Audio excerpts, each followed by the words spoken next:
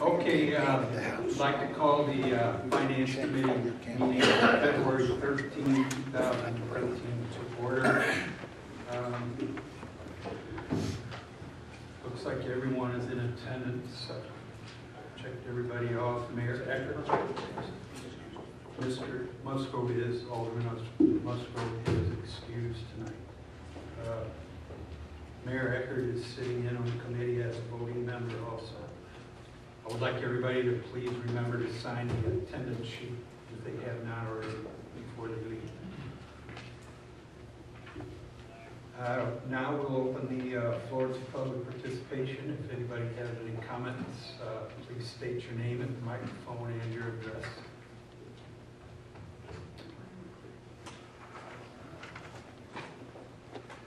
Michael Hagberg, 701 Centerville Ave. Every business within the state of Illinois must file an ST1 each month to report their sales tax. On this form, they must report their taxable sales and sales tax due to the state. I request, starting now, that the city require all businesses who have active incentive agreements be required to provide copies of their ST1 forms as proof of sales. With copies of the ST1 forms, the city could verify, as stated in the business agreement with Wagner, if their annual sales of $800,000, revenue of $800,000 was collected. Or if, in fact, that's closer to Mr. Wagner's comment made to the BND, that on a good year, sales tax revenue is $300,000.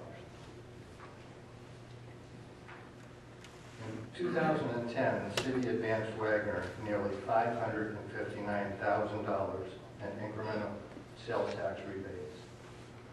Wagner has repaid about $125,000, leaving an outstanding balance of $434,000. In a BND article published on February 2nd, referring to Wagner, Mayor Eckert stated, "They pretty much paid back the city everything they were given." Mayor Eckert went on to say, "Anyone who thinks the city got shortchanged just doesn't get it." Mayor, I don't get it. How can you claim that a company with an outstanding balance of $434,000 has pretty much repaid the taxpayers? During the last city council meeting, I raised my hand when Jamie commented that last year Wagner paid property taxes of $104,000. To get the facts correct, I'd like to state that last year, Wagner paid property taxes of $69,014. And a question for Jamie. On June 18th of last year, the City Council approved the virtual credit card program. I emailed you in the beginning of November, and you indicated that the program was taking longer to set up than expected. Can you give us a quick update as to program status and tell us if it's generating the rebate checks of $10,000 per month? Thank you.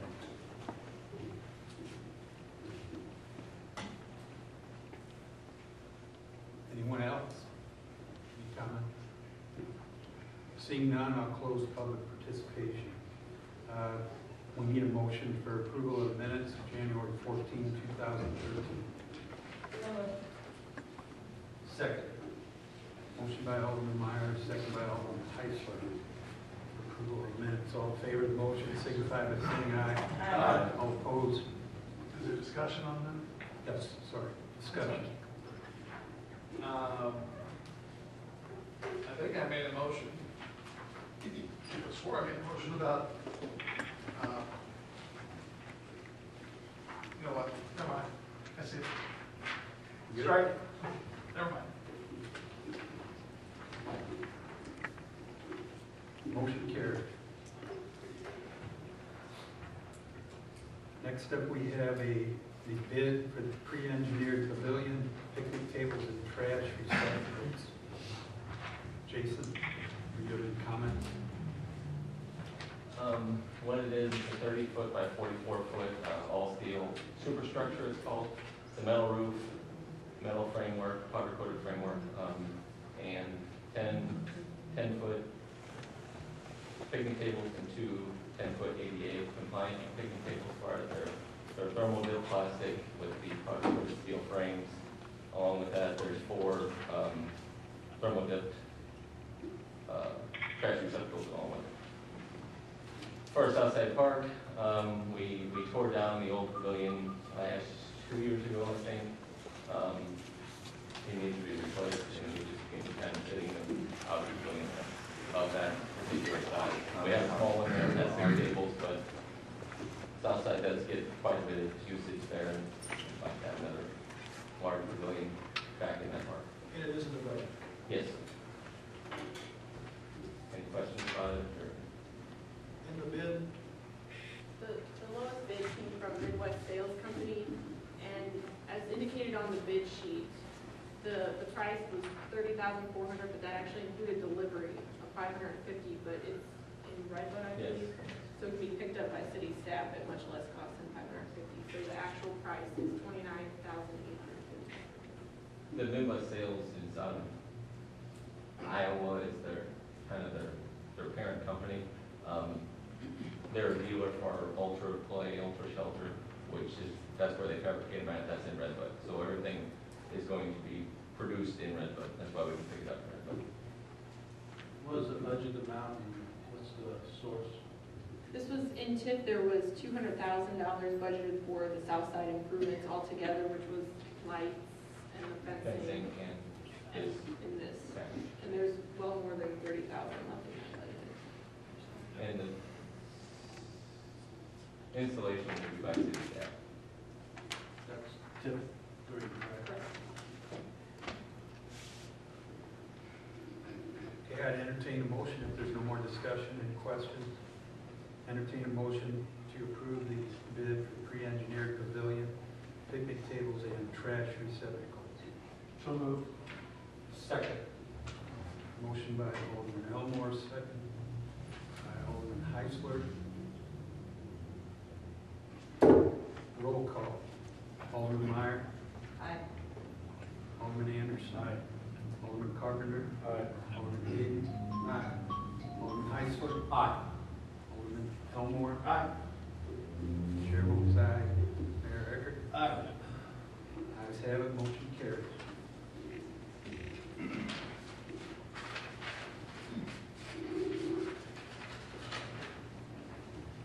Okay, next up, we have the discussion for the police records management system. I'll start, and then Don, you want to step up to the microphone in case we have a few. The memo you should have all gotten in your packet is dated February 8th. Chief Clay and the command staff and I have met, what, Donnie, last couple of years, actually? Oh, yeah, several times. Several times. Several In fact, some of you may remember, I don't know if it went to committee or some of you might have been involved, where we were actually ready to recommend one, Yes, and then the chief pulled back yes. because he had some heartburn about, Yeah, it just was not going to be what we thought it was going to be. and so we went back, they went back looking, and at the same time, we've learned as we've gone along the way. We originally, Rich Peppers and all of us, thought at one point that there was going to be an exceptional amount of hard equipment that we were going to have, which was my belief and understanding for a long time. And with that, we talked that if indeed we got into a remodeling or some scenario with improvements to the police facility, that might be a way to, because of the expense, to tie it into the restoration where it could be legally used to use some of the TIF money, because that's our basic way of dealing with acquiring new things we need and improvements. Well, a couple things happened. One, the system that they've come across and they've really been sold on is strictly software, and it is compatible with our equipment. I double-checked again with Rich Peppers, with Donnie, with everyone, and it is totally, all of our equipment. We even have a pretty new server waiting there. Yes, we have a new server that we can use. Yeah, that's ready and waiting. So we don't have to buy the hard equipment that we once thought. Now, what's made this suddenly, we believe, a situation to bring forward is that in recent days, St. Clair County and the city have come to a tentative agreement of providing this group here moves it forward. and they have one more hurdle too. But where they want to know tonight if we're willing to move it forward to where we split this almost $500,000 cost. And we would split it. Now, the other thing that came in recent days with this company is they'll basically let us make an initial payment, and then they'll let us pay it per month over the 5-year period. Now, that's all the good news. The bad news is, what I learned is that this is going to be ongoing forever. To keep the updates, it's going to kind of be like the GIS information. We're going to have to renew it each and every year. And when you get this 5 years done, you're going to have to upgrade again because technology is ever changing. I understand that. It's just money-wise, we just have to now. So partnering with the county will make this thing much more potentially reasonable, that we can really potentially do it. And the other thing is, I don't necessarily make a counting on it, but now that gaming has passed, $3,300 a month is about what it was, wasn't it?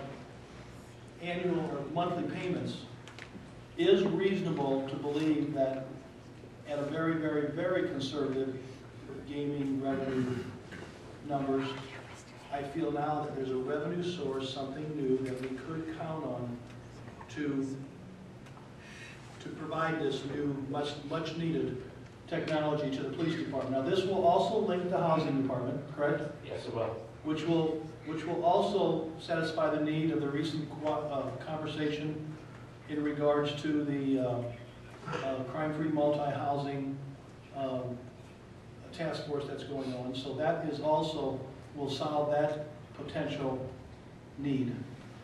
So what we're asking tonight is that you would consider this approval. The county they want to know if we're going to approve this step, and then they're going to make their final judgment. If they do, then it'll be brought back to council for our final approval. And this is something that probably within a couple months can be... Very easily, yes. We're scheduled to meet with the company next week, and we're just waiting for both the county and us to say, yes, move forward, and they'll get started. And Captain Sachs, also tell them about the GIS component that's with this, tracking and... There's a GPS component where we'll be able to, if we get that installed, which we likely will, we'll be able to actually track where each of the laptop computers are. So in essence, we'll see where the cars are. We'll know where they are live all the time. The other big thing that's enormously going to be helpful for the police department is, because we're going in with the county, the sheriff's department's database and our database, although separate in our report numbers and such, all the information shared. So if we deal with somebody and the sheriff's department picks them up a couple days later or months later, whatever, they'll be able to see that we dealt with them, and likewise with us. And with the mobility of everybody today, law enforcement is always dealing with the other guys. This is a really nice situation because, as you know, in many parts of town, one house is in city limits, one house is out of the corporate city limits. And in some cases, it's just like a jigsaw as far as dealing with people in and out of the city, corporate city limits. So having this ability to look at each other's data is going to help solve other crimes, and it's going to value our stops and our enforcement working together. And the other thing is, it's going to be able to show that if our dispatchers will be able to pinpoint if there's a serious problem in one end of town, and maybe we're a distance away, but there's a county car sitting in a lot doing a report or something nearby, we can contact them and say, we need your assistance, you're right there. The officers will have the ability to see, right now we have a CAD system, computer-aided dispatch. Only the dispatchers can see it. The cars don't see it at all. With this system, the cars will actually be able to see what the dispatcher's seeing, and our dispatchers also have the ability to pull up and see what the county's doing and all the other towns. They can pick and choose what they want to see. The officers will have the same thing. So if the officers know what district they're working, if they're working someplace where St. Clair County's around them a lot, they can watch what St. Clair County's doing. They can turn that on and off. And again, the dispatchers will be able to see where those cars are as well to assist. us assisting them and them assisting us. It's just, it's a win-win all the way around. The other thing about the initial cost, we're pretty happy that this year at the moment, we have a little bit more money than we've had in recent years for being in the fourth quarter of the fiscal year, that we feel like we can put the money forward and we're not in a bind like we've been some years. So that's the other good news about just the fact that some things have, and there's some explanations for that. One, we've gotten more timely payments from the state and extra payment this year, right? And instead of later also, you know, when the police contract was settled and they took a zero for that one first year, that made a significant difference in what we had prepared in the budget for possible raises. So we're in a situation where I think we can affordably do this. We have a plan. We have, I believe now with the gaming revenue, we have a stream that we could depend on. It's a minimal amount. And I'm not advocating that we budget a lot of things for gaming until we see what happens there. But I think $3,300 a month is something that we can very conservatively budget to get this accomplished for this much needed equipment. So. Mr. Sachs, next question. Go ahead.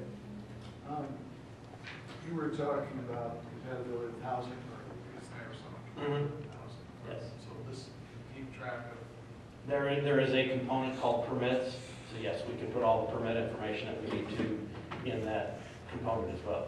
And we can, the software is set up to where each user has a password and they have authorities to see certain things. So the civilian staff in the housing department will have capabilities of seeing enough of the system to put permit information in, but they won't necessarily be able to look at actual police reports and secure things that they shouldn't be. So we will be equipping the housing vehicles with laptops? And Just the secretaries, no. So Yeah. they will not have on the field? No, they won't, not the housing, the inspectors. Not at this no. time. Not, It could come in the future. it could come to It that. could come in the future that they could type their Yeah. reports to save streamline some time, and we've talked about that, but we're not quite there yet. But I think in the future, that's something we will look at. An alarm module, it's on page, this is page 6, the second page. It tracks the contact names and violations, and I guess false alarms too, but it does say false alarm activity notification. There is a capability of doing that, yes. The system has Everything that's in so here. much that we've never experienced before. It's going to be working into and deciding how we want to use different parts of it. Alderman Meyer. I understand that all these modules that are explained here are included. Yes. When you talked about the GPS capabilities, and talking to the county, they feel like that was an extra module. It's part of the, yeah, Is the that sheriff's what department, included in that cost? there is, we actually had in the budget a different GPS that's going to cover that cost, yes. Okay, so Yes, so that's, because they're thinking, I think they're thinking of using it in other departments. yes, they are. That's my And understanding, yes. that's not. Not yet. I mean, each one you have to pay for Right. individually. Right. Each, In the basically each future, I computer think- you're connecting to, Connected, yes. okay. I think if we see how this performs and what it does for us, in the future, we might see the need for some other departments. Yeah. But for starters, at the police department, but they had it in their proposed budget, and we hadn't taken it out at this point yet. So when this came along, we started working on this, it was like, we can get that because that's already in the budget that we hadn't adjusted yet, so. I just wanted to. But it's not one of the actual components, Right. but we feel like we got it covered in what we have proposed already in this year's, what we're working on. Correct. Okay. Correct. Is this compatible with fire department already has? They have a completely different system. Not compatible at all. We may be able to share some data with them, but it's different companies. I've never looked at their software, so I don't know. The firehouse software? Yeah. Well, that's strictly a report thing that goes straight with the state fire marshal's office. We'd have to ask that question to this company, but I think that's a total different, Yeah, I don't a know. total different program. We don't share much I mean, we certainly don't share anything of our current records management with them. Firehouse Now. software reports to state fire marshal. Yeah. Okay, I was a little confused on the answer about the modules. The county may use theirs in a different way than we use ours. Is the vendor seeing us as one, or can we do things they? The quote that everybody's looking at tonight is for the records management system side. That is going to be strictly shared between the sheriff's department and Belleville. The separate components that Ms. Meyer mentioned is AVL is what the company calls it, but it's basically the ability for GPS tracking. I'm aware that the county is also looking at using it for some of their other departments for the GPS tracking purposes. They wouldn't actually be tying into the records management side of it. The AVL is actually connected more to the CAD side. So are we going to be billed separately, or is there going to be one bill and we repay the county? I don't think that detail's been worked out yet. Yeah, they haven't decided that. No. I think suspect from my conversations, it sounds like we'll be paying them directly. The Okay, company and so directly. are we limited then on the number of users we have? Theoretically, if we get 10 more police cars, are we limited in where we can? Right now, our quote is for 100 user licenses for the Okay. city. Okay, Yeah, and we can add 1, we can add 5, we can add 10, we can add whatever we want, Okay. yes, thank you. yes. Alderman Hayden. Yes, Mr. Chairman.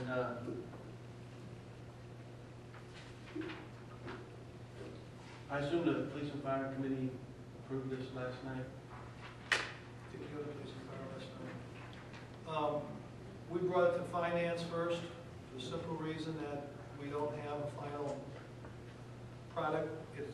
We gotta know with the budget process going, getting started here. Jamie needs to know if there's an interest to move this forward. The county needs to know, if we don't partner with them, they're gonna look at it a little differently, because they're already saying to do the whole thing is very expensive. To split it with them makes it much more potential. So the first stop here, we decided was finance, because it is definitely, I mean, we've talked for a long time. I mean, it's been a long time ago, but it could be a couple of years ago when they first presented that they wanted the system. Nobody denied that we ever didn't want it. It was to find the right one and to figure out how we can afford it. So we brought it here first because we got to be able to answer county relatively soon if we're willing to move this forward. But certainly support enhancing the police department, but I do have some questions in relation to the contract that I went through. The first being, Mr. Chairman, it's between Tiburon and St. Clair County, Illinois. Our names. If we agree, Alderman Hayden, that this is a good deal, in theory, then the city attorney and the county will work out a potentially, I see as an intergovernmental agreement. And all this language will be worked out like we've had other intergovernmental agreements with cities or municipalities before for some joint service. But the legal beagles will have to sit down and work that out. I think that'll be relatively easy. And the reason that is the salesman apologized for that one when he first sent it to us. Because initially the county got one independent bid and the city got another independent bid. And then the more we talked about joining it together and negotiating better prices, because the price changed considerably, by talking to them and saying, well, if we do a combined system, give us a price for that. That's why they only put one name on it. Okay, another question. The county's paying 50%, we're paying 50%. Correct. This is going to benefit, obviously, the entire county, correct? Well, the 50% that the county's paying is for the sheriff's department. The other stuff, like I said, that Mrs. Meyer's talking about, is a separate component that's going to be separately billed for the other departments. Basically, the CAD system is used, we've been using a CAD system since the county went to a CAD system 4 or 5 years ago. They're upgrading. They bought what they call an evergreen package. They're upgrading to the new system. Tiburon bought out, Positron was the company that owned the CAD system initially. So the new CAD system that's being installed, that's getting ready to go online in April, is from Tiburon. Tiburon also has a records management system that is specifically for law enforcement. It's called Total Law Enforcement. So that's who's going to be using it, is the Sheriff's Department and the Belleville Police Department in what you're looking at right there. What she's talking about with the AVL, the GPS tracking, is a separate component that they will license off, and then we won't buy 100 licenses for that because we don't need that many. We'll only buy as many as we need for the laptops. The computer-aided dispatching system, which is CAD, Correct. some people confuse it with architecture and drafting. Yeah, no, it's computer-aided dispatch. It's completely. Yeah. Our portion of that, if I'm not mistaken, is paid through our phone fees. Through the 911 fees. That That's goes correct. through the ETSB board, correct? Correct. That's correct. So, is this in any way enhancing the CAD system as it relates to the ETSB board? And if so, my question is, why would we even be paying any of that? The ETSB does not need to see the police department records and reports and evidence tracking and stuff like that. Sheriff's Department does. The CAD system does all the things that the ETSB needs. Right. That's why they're paying for that. But the county, the Sheriff's Department needs a new records management system, just like we do. That's why, by going together and sharing that data. The mayor mentioned earlier the program we were looking at before. That was another company that did share data. They specialize in having multiple agencies share off of that same stuff. But, okay, then it goes back again, again, I support the system, Mr. Chairman. I just want to make sure we're being 100% responsible to our taxpayers. If we're paying 50% and the county's paying 50%, and it's going to benefit the county, it basically takes care of the entire county. Were other municipalities asked to join in on this? When we had a demonstration from this company at Lindenwood several months ago, we had people from the state police and a number of different agencies from the county, around municipalities and stuff in the county. Nobody expressed enough interest at the time. I suspect that may change over time after they see it up and running and see how well it works for the two of us. They may want to add in as they look to upgrade their systems as well. But as the county's benefiting, those areas are going to benefit from it. No, it's only going to benefit the places that the Sheriff's Department handles. It's going to be a records management system for the Sheriff's Department, just like it's a records management for the Police Department. Okay. The Sheriff's Department only handles the unincorporated areas. Correct. So Well, it wouldn't be, it would just be an incorporated. Yeah, so it's not going to, Sheriff's Department doesn't do anything in Swansea or Freeburg, or just like they don't do anything here. So it's not going to affect anybody else. Okay, so, I just want to make sure we're being, Belleville makes up 16.5% of the total county population. I want to know why we were paying 50% of, The 50% is based on the user licenses. We're picking up 100 licenses because we have 82 officers and then all the support staff.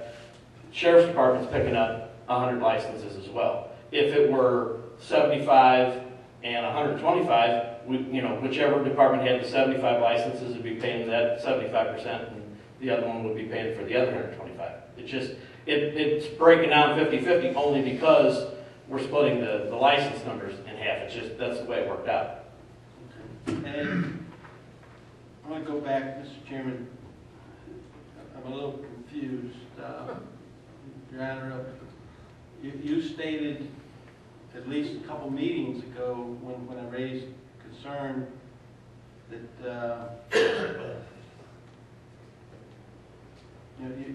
compatibility to our hardware is different than functionability. Now, I mean, look at this, Captain Sachs. I mean, this looks like some pretty high-powered stuff. How old is our hardware? I mean, The reason that we don't have to have new hardware is because this is cloud cloud-based. Our server that we're going to use is going to be our gateway connection from our computers to the internet to their secured servers. They will actually hold all the data and all the programming and everything on their equipment in another state with their redundant backups and everything else, because that's what this company does, is they sell this software for departments all over the United States. We're not housing it here, so we don't have to have the super powerful stuff in order to do it here.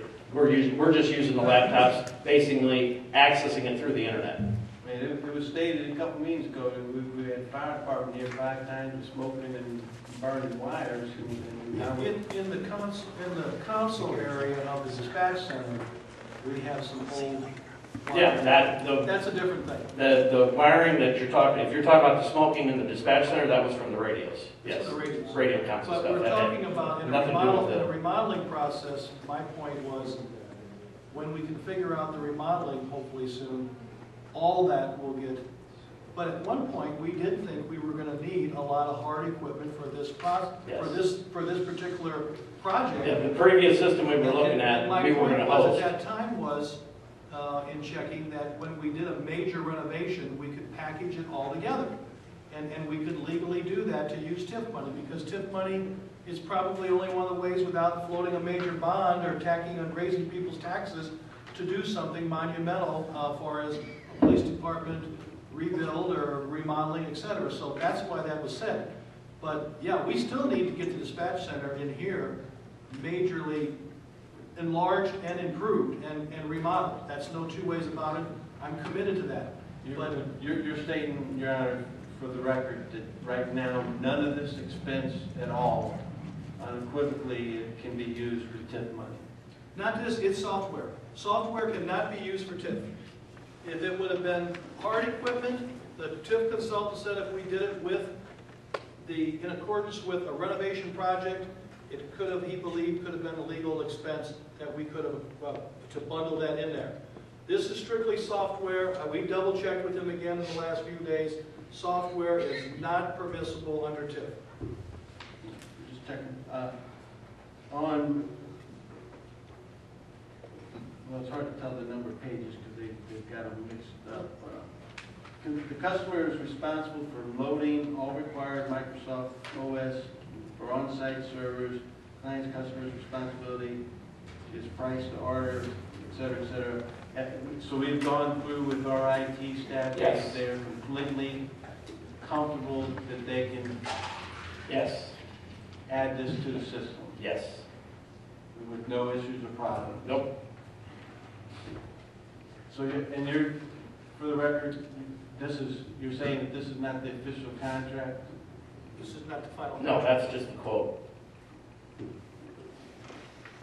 And this second portion of the contract, that's not the official contract yet? No, everything that was there just came as the quote.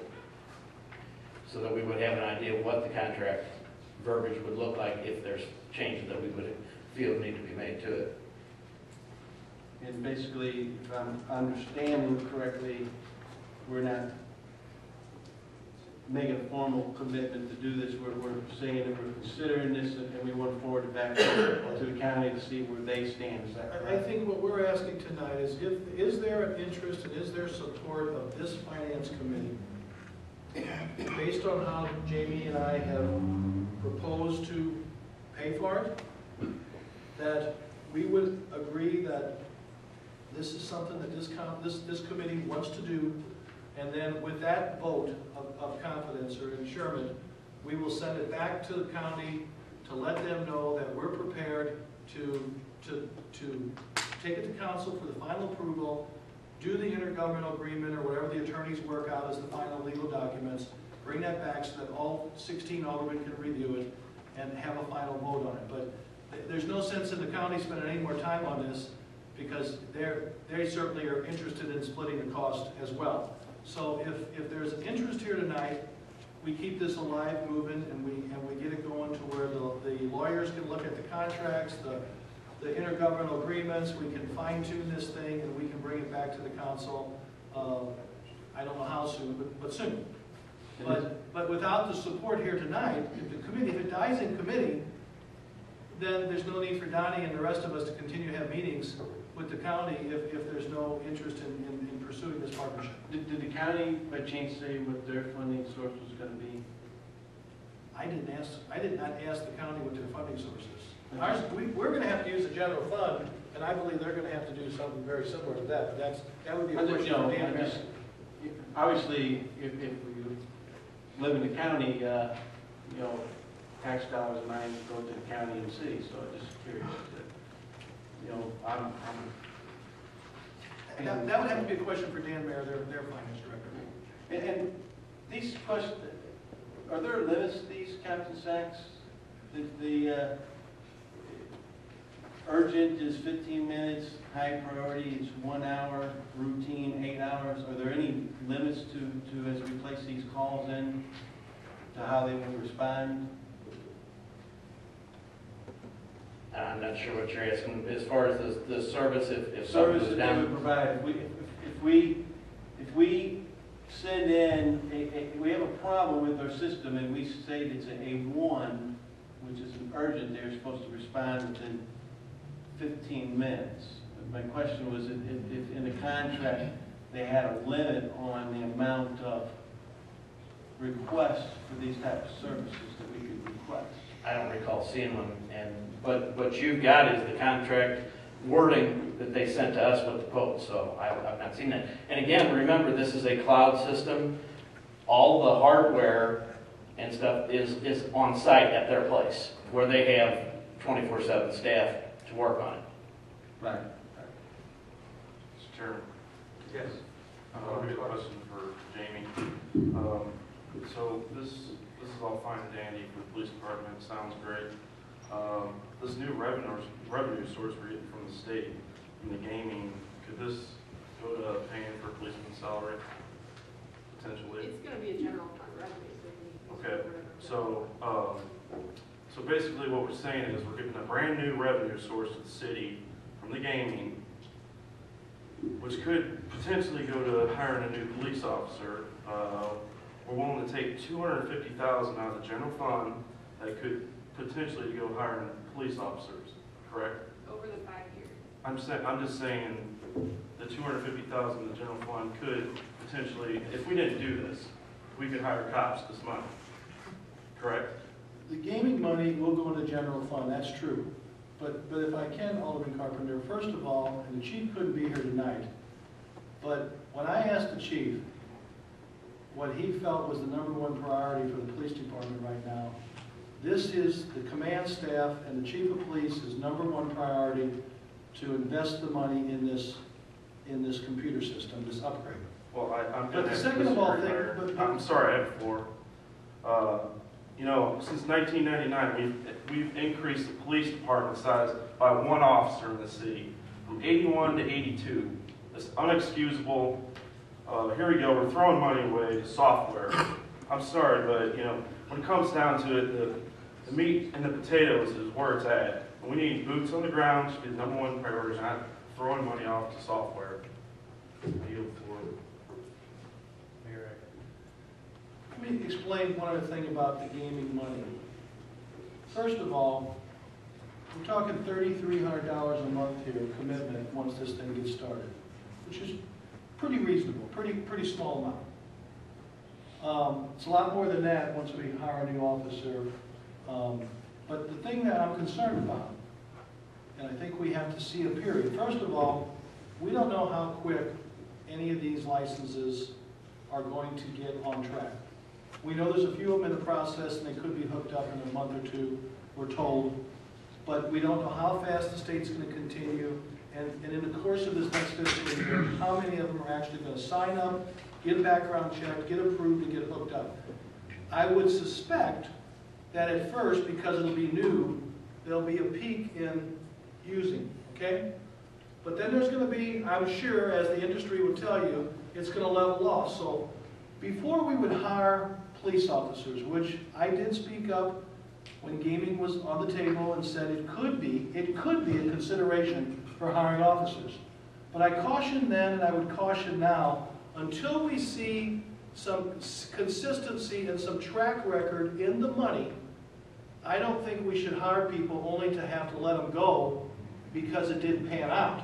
Now, I do believe $3,300 a month is a very reasonable amount to set our sights on that we can do. And if you listen to the police department, this equipment could, in a sense, save lives, protect the men. It gives them tools that they currently don't have. Correct, Captain Saps?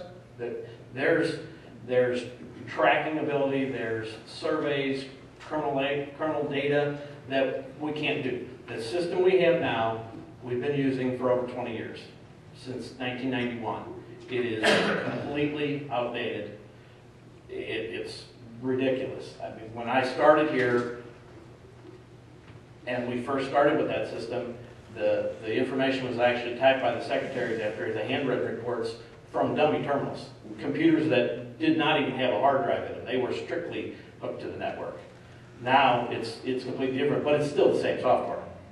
It's a DOS program that's got a Windows interface right now, is what it is. But we can't run, when the mayor calls and asks, well, how many burglaries have we had on this street? I can't tell you that. I can run all the burglaries in a district, in a big geographic area, but I can't run them for a particular street. I can run an individual address. With this software, I can pull the map up, I can draw a little polygon around the area and tell you everything that happened in that section. I can break it down by crimes. There's all kinds of things that it'll automatically do. It will track the cases that are assigned to detectives. It'll track the cases that aren't assigned. It'll send reminders of when things need to be updated and stuff like that. It's just way advanced from what we have. So it's going to free up a lot of time. And $250,000 over 5 years is only $50,000 a year. It's not. It's much more reasonable. I understand that 50,000 to me is a police officer paid for 5 years that we could have. That's the way I look at it. Alderman Schneider.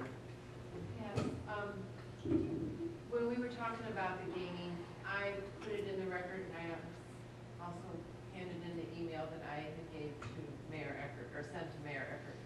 I suggested if the gaming passed, that the money not go in the general fund, it go directly a special account for the police department. That way it would be more, we would have more money to use. And you could bank it, and then once you had enough, to make sure you had enough to pay for an officer for the full year, so you're not laying anybody off or anything, you would have the money. But that money should go, because it's going to cause, and I said it in the email, that it would cause more problems and more work for the police department, and that's where, when this money comes in, should go into a special account for the police department. Alderman Elmore. 2 questions. The RMS laptops, Dell Latitude E5520s, the Core i5s, that's how our cars are put down. That's their recommendations. We have, Rich Peppers and I have gone through and told them, well, we have all of our laptops are Panasonics. We don't have Dell laptops. But we've explained to them what we have in all of them, and they said, yes, no problem. Those are just the latest industry standards. If we were going to go out and buy stuff, that's what they suggest that you buy. Windows 7 is now there. Because that's the industry standard. Yeah. Panasonic. We have several of our computers, laptop computers have Windows 7. A lot of them still have Windows XP. So But you we're can't buy, if you went out and bought a brand new computer, you can't buy Windows XP anymore. Right. So we're going to put Windows 7 on something. No, we do not, we don't have to upgrade anything on the computers. Okay. As they That was my sit, as they sit now, they will work just fine. Again, because it's cloud-based, we're going just basically through the internet. Point blank, I hope you find this fair. Captain Sachs, would you rather have another police officer or this system? Right now, I would rather have the system. Thank you. That's primarily important to us. Alderman Martin. Dorothy Myers, committee member first. Thanks. Just want to say that, we waited, Blaine and got to take this, and now we have to make this decision. If we'd have been updating all along, we don't have this big expense at, hit us at all point in time. And this sounds like a great opportunity to lessen that expense, and we can keep growing on this. To say it's a waste of money, I find that really hard, and I have to disagree with that opinion. And also, Alderman Schneider, I have to disagree with putting all the money in the police department. I think it's a great idea. I think that it should go for public safety. I'm an advocate of that for the gaming. I just think that ties your hands. If we have a crisis with our general fund, and we've got it in the police department, we gave that to the police department.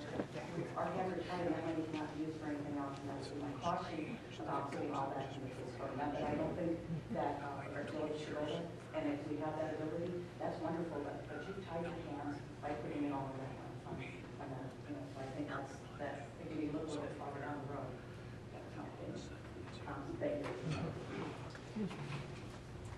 Several things. I do agree that software is important. I think actually it will actually streamline the functionality of the police department, thereby allowing the police officers to be more active in the city, thereby essentially acting like we've increased our police force with the same amount of manpower. It'll give us with the analytical tools, it'll give us the ability to see where crimes are trending. We can send people and deal with it that way, yes. And it also helps with the administrative aspect of it, because if we're wasting our time doing research on crimes or what's going on in a particular area, that's resources, those are man hours that are gone, wasted. Exactly. This system's going to save, thereby allowing us to spend more time investigating and solving crimes. Several other things. Thank you. Now, with regards to the number of users, have you actually gone through the department and actually counted how many users we technically need in order for us to utilize the system? We guessed it at 100 based on 82 officers. We probably won't have all 82 just because of the assignments and stuff, but I've got 11 dispatchers and 6 secretaries, and there's going to be at least 3 secretaries in the housing department that'll need access to it. So that's where we came up. We figure 100 is going to be very, very close. I would just recommend, if you could, because we don't have all 3 shifts on at the same time. You know what I'm saying? Shifts. If we have the 3 shifts for the patrol. We have 2 shifts, basically. We have 12-hour shifts. So we only have, Is years the ago we had password for 3. the individual or for the computer? The password is for the individual. Okay, so that's where we end up with. That's where, yes. Okay, that's, I'm just. And I, negotiating price, tried to go the other way, and they said, no, the best deal is doing it this way. Right, well, and I just want to make sure we're Yes. being accurate about the number of users, because we're Yes. paying for the number of Yes. users, whether we use them or Yes. not. And so. I had that argument with them, yes. But if we're not having that many, then Right. we should be paying for it. Now, I do have concerns about the cloud, because I have a system that I use at work that is technically in the cloud, and I can only access it through the internet. And it's not so much my internet I'm concerned about, it's the service or the provider of the server that we're trying to access. Because there have been times, and this is why one of my questions that I have is, you speak of the redundancy that they have. Now, are they redundant to different cities? Yes. Or just to one area? No, they're redundant to various different locations outside of And our their state. information is being stored. Stored on in all numerous, different- on several different locations, yes. So we always have access to it. Correct. Okay. There's been times I've been without my software for 2 or 3 hours because their internet went down. Right. I couldn't access it. Right. And because it's law enforcement, nationally, law enforcement is on a higher priority when it comes to disasters and internet services going down. They take priority over You everything. can say that, but I can assure you that I've dealt with the utilities before, and it's like, okay, I get to it when I want to get to it. I mean, but, okay, that's really all those are my concerns. I appreciate it. Okay. At this time, the chair would like to entertain a motion to move forward with approval of police records management system as proposed by staff. Was it the proper motion to notify the county that we are open, receptive, and eager to proceed, not committing ourselves to it officially, but This we are? motion is to notify the county. I'll make the motion to notify the county that we are receptive to this program. Second. Motion by Alderman Elmore, second by Alderman Meyer. And what's, is this a loan, Jamie? No, it's just a monthly. It's a lease, basically. This is a lease fee? Because it didn't say specifically. Yeah, it's a lease fee. The first No 25,000. interest on it. No interest on it, no. The initial 25,000 is our half of the 50,000 for the initial setup, and then the monthly after that. And then we can pay it monthly, we can pay it quarterly, we can pay it annually. There's no interest tacked on. It makes no difference, because I've gone through that with them as well. That's the set price for the 5 years. Any other questions, concerns? Okay, we have a motion and a second to move forward, notify the county that we are going forward with the police records management system. Let's repeat the motion again, Mr. Elmore. That we are open and receptive to proceeding with this program. Right. So we're not making a formal commitment, but we're stating the interest. I don't have a problem with that. I want to make sure we're clear on the motion. Okay, roll call. Alderman Meyer. Aye. Alderman Anderson. Aye. Alderman Carpenter. Aye. Alderman Hayden. Aye. Alderman Heisler. Aye. Alderman Elmore. Aye. Chair votes aye. Mayor Eckert. Aye. Motion carries. Can I make sure I have the motion correct? And we are open and receptive to positively moving forward with this program and notifying the county of such. Okay, thank you.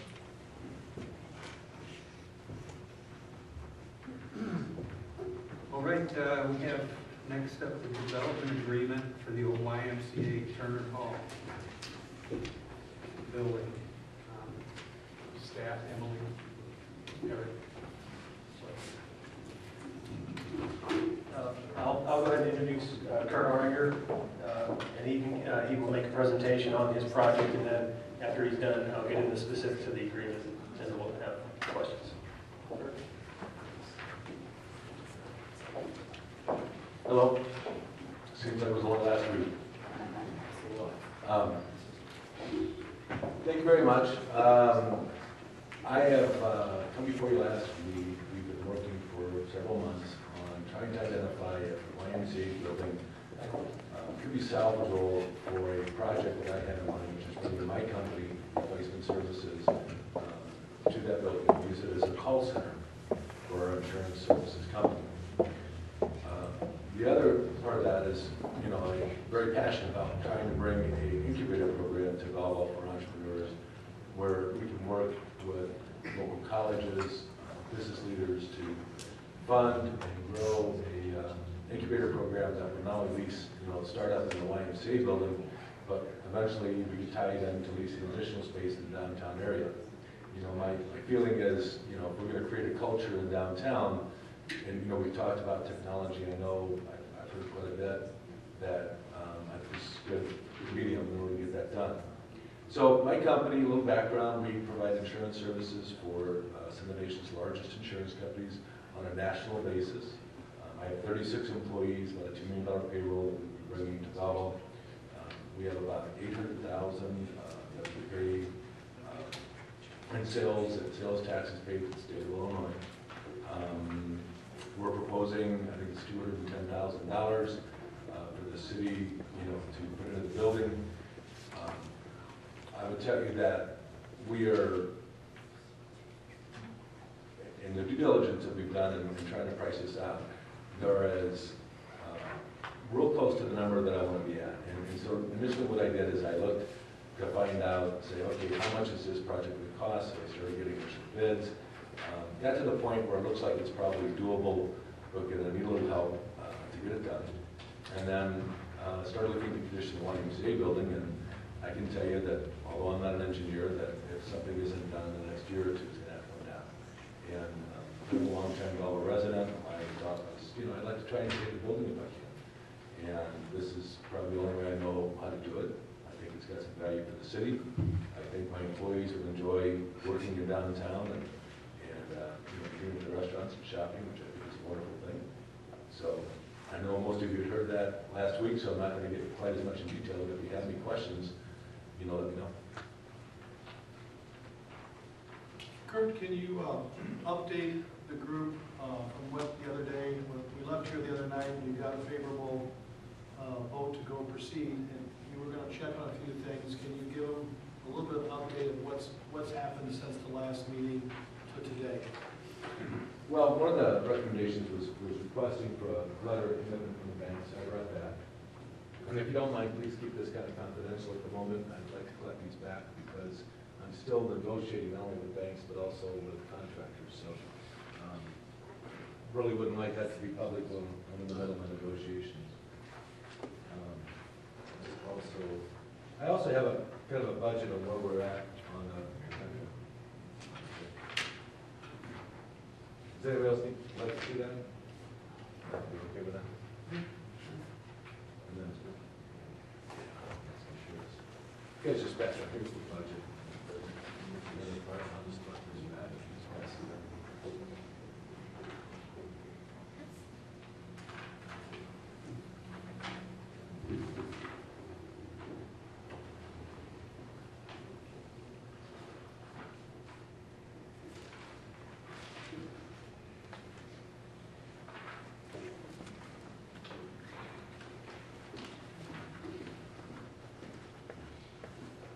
So basically, I've been meeting with banks, I've been meeting with additional contractors, trying to get them kind of ironed out.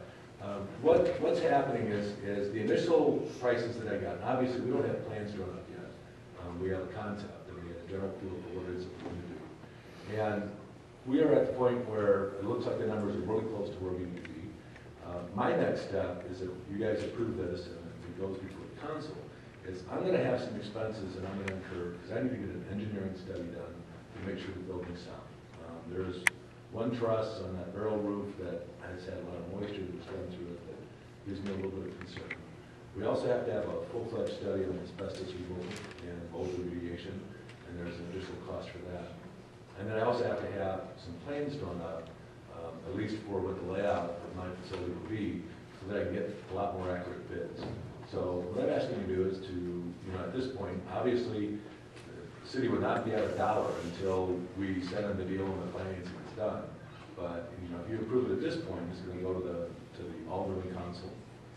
And then at that point, they approve it, then I'll go ahead and spend the money out of my pocket to get the rest of my due diligence done. And if it gets to the point where the expenses become too high, then, we'll look at it at that point. But my initial estimates are right where I kind of need to be. But again, that was without plans being drawn up, without the actual studies being completely done. And, didn't want to incur a lot of cost until I knew everybody was on the same playing field. Can we have staff just give us a brief overview between the initial draft that was handed out to the Economic Development Committee and this one that's marked second draft that's handed out to the Finance Committee tonight? Sure. Yeah, that's just what I was going to do. There's not a lot that's changed. Basically, things have stayed the same. Kurt's attorney has taken a look at this and made some changes, and that's what you have in front of you tonight. Mike Flynn is still reviewing these changes, but we think we're really close. So, there's not a lot that's going to be different between now and when you'll see it council, maybe some minor tweaks. So it's virtually the same, components, maybe just worded slightly differently. Am I seeing the estimate sheet for the roof can be fixed for this figure? Well, that's an original estimate, yes. And I have a second bid on that that should be coming to me by Friday. Alderman Hart. If no other committee members have anything. Couple of questions on page 2, item 3. It says, developers shall from time to time submit a written statement to the city clerk setting forth the amount of reimbursement requested and specific redevelopment project costs, for which reimbursement is sought. It doesn't specify anything in regards to submitting receipts or invoices for work being performed to justify the reimbursement. Can that be added so that we at least know what we're paying for? Oh, absolutely. I thought that was part of it. It's not in there, it's not specifically stated. I don't see it anywhere in the agreement. That's why I'm. It specifically addresses that exact reimbursement on that item, so I would recommend that it. Yeah, I mean, that's what I thought, specified in submit a there. written statement to the city clerk setting forth the amount of reimbursement. So, yeah, it would include the invoice from the. And if I can interrupt, I'm sorry, I think those are the details that Mike Flynn is looking for in this, to make sure we have all of those things specifically spelled Okay, out. you got lots of eyes looking at Yeah. it, so just to. Yeah. The second item, in regards to the $210,000 incentive, specified, it's addressed, and it looks like F, in regards to the first right of refusal to purchase the property from the developer for 10 years. It was mentioned, I think, by Alderman Hayden at last week's meeting in regards to the possible, we of course would not be the first lien holder.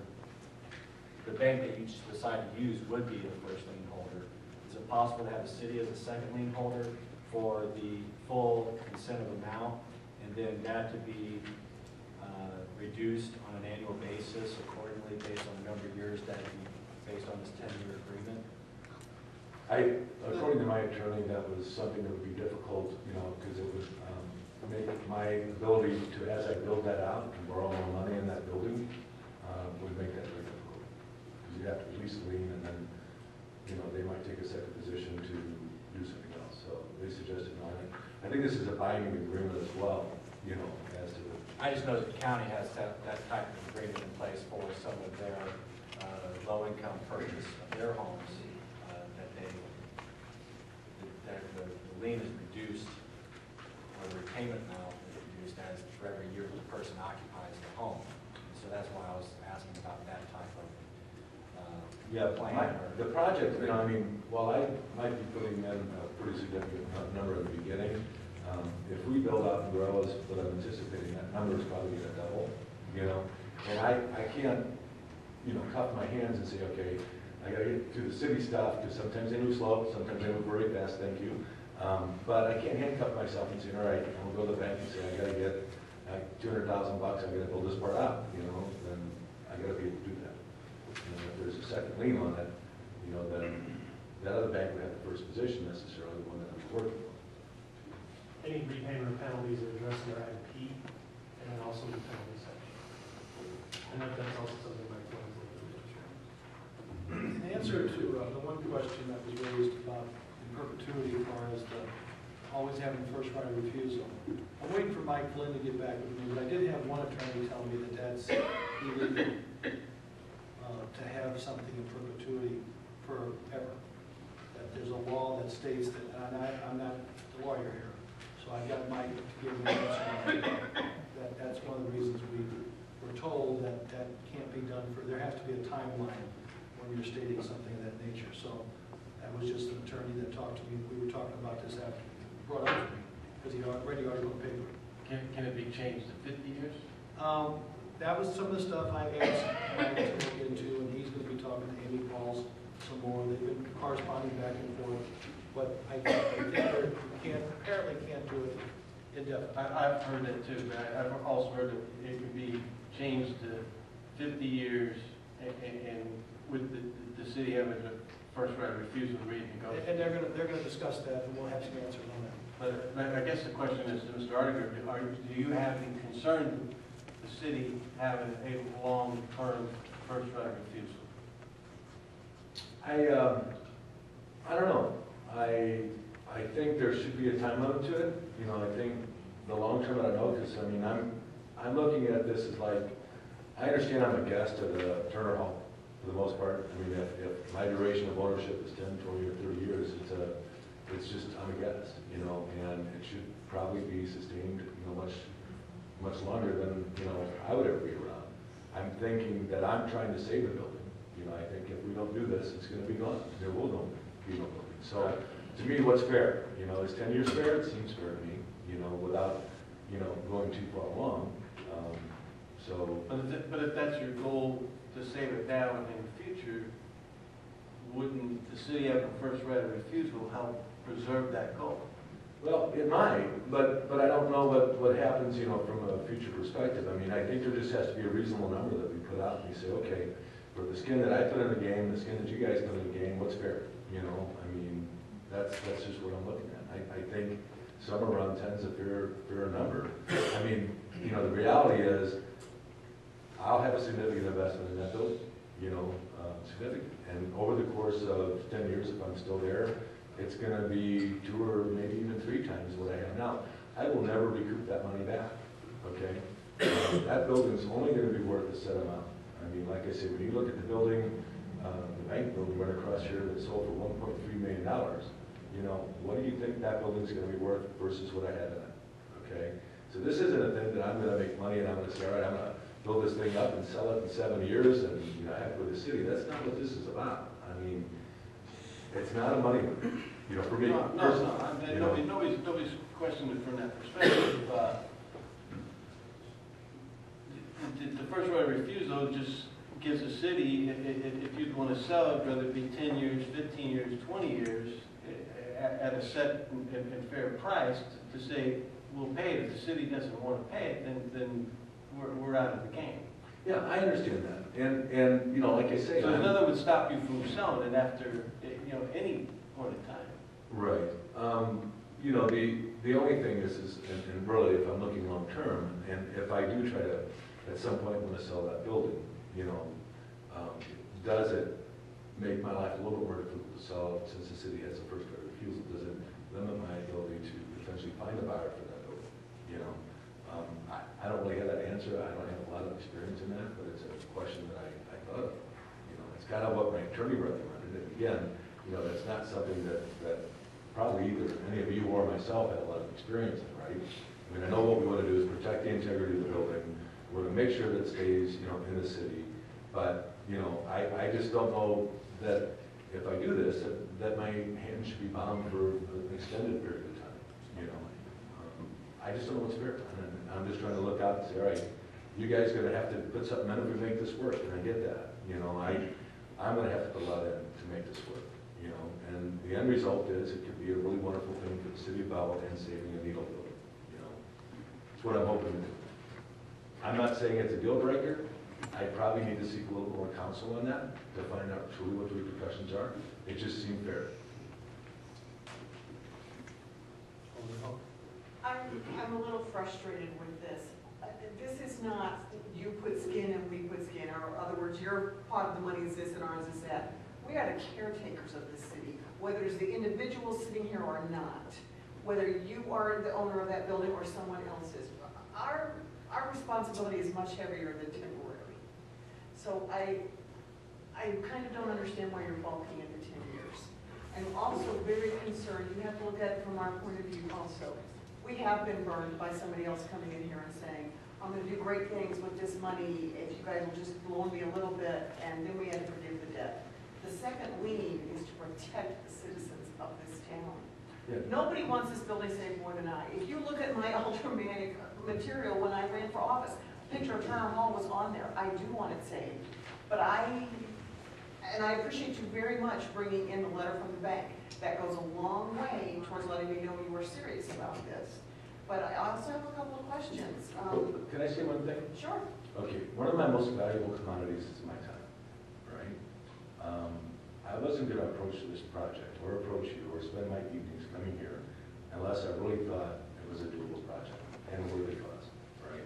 So just saying that, you know, I understand that people have come before you before. I understand that you've been burned. And I think there's language in there that protects you as far as that property goes if I were to fault in any way. Okay, it states that I have to pay back, you know, it's an amortized deal, the building will be sold, whatever it might be, you know. Assuming you have money. If we've been burned by giving people money, they blow everything they have because they didn't either do their homework or the economy crashed or whatever circumstances happen. But our time is valuable too, so I don't know where you're going with that. I appreciate that you're doing your homework, but could you explain some of the items on your sheet? Or talk about the elevator, talk about the build out, talk about the truss. Okay, so be ADA compliant. from the main access. You've got 6 steps, I believe it is, it goes from On First. ground floor to the gymnasium. Then you also have the basement, you also have the upstairs. So for the entrepreneur program, we're looking at shared space on the 2nd story, on the, let's see, the northeast side, the 2nd and the 1st floor. But, you know, my understanding is that if you can give a common area for a lot of those to seek and get counsel from each other, it stimulates innovation and helps, you know, them grow. So I have to be able to keep the 2nd story. And the way the stairs are set up, you can't do one of those little side chair, you know, things. It's not going to work. So we have to put an elevator How are they getting in the building? through the door. I understand, but there are steps up to the door. Well, yeah, it's going to have to go, there's only a small step that we can actually make that go into the sidewalk, you know, so that it is wheelchair accessible. That's not a big deal. But somewhere in that first office, whether we use actually the north side of the building as an entrance, you know, and utilize an area around that stairway with an elevator, or if it's going to be the First Street side for ADA compliance, but there's going to have to be an elevator to go up. We originally thought that we wouldn't have to, and it's become a little bit of an issue. So it will go to the ground floor, to, you know, other than that little 4-inch step or 2-inch step, it'll go to the ground floor. Chief, sees this as part of your phase 1?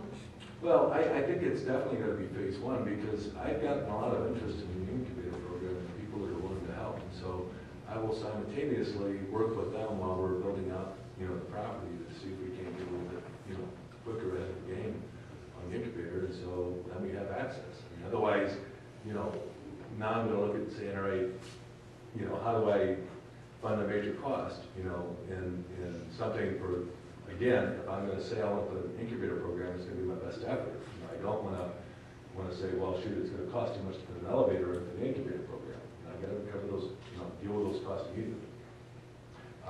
The trust, there's one trust that there's a major leak that's been running right over it for quite some time. And you can see that one of the fascia boards has dropped down quite a bit. And so, you know, I don't know how soft that wood is or how bad it is or whatever, but I need to get some engineers up there to take a look at it. And I'm sorry, what was the third question? Build out. And build out is the frame out for all the little individual offices within the main gym. Okay, and is that where you're Excavation. anticipating the drop ceilings? Because your illustration doesn't show that in the main area. Yeah, there's, this illustration is not of the YMCA space. That is just an office space with the same kind of area. So currently where the racquetball courts are, we will put a drop ceiling in there. There would be, you know, the men's and ladies' restrooms would be in one of those. Another one would be the break area for my employees to have lunch. Another one would be a training room and then also a workout room. Okay. So, and those you need that. And then we also have to build out some office space for our shipping and receiving and other things on that main level. So those will get the drop ceilings. How much shipping and receiving do you see going on? Part of it. Have we talked about traffic and loading dock? It's not a loading dock, they're FedEx typically packaged. Oh, okay, okay. Neil Moore. I don't think we have it in our documentation as a requirement. For the record, are your contractors all bonded? Absolutely. Okay, thank you. That's all I have. The chair would like to entertain a motion to move the development agreement for the old YMCA Turner Hall building with Mr. Artinger to the full city council for approval pending final draft of the agreement from the city attorney. So moved. Second. Motion by Alderman Meyer, second by Alderman Heisler. Mr. Chairman, Yes, Alderman Hayes.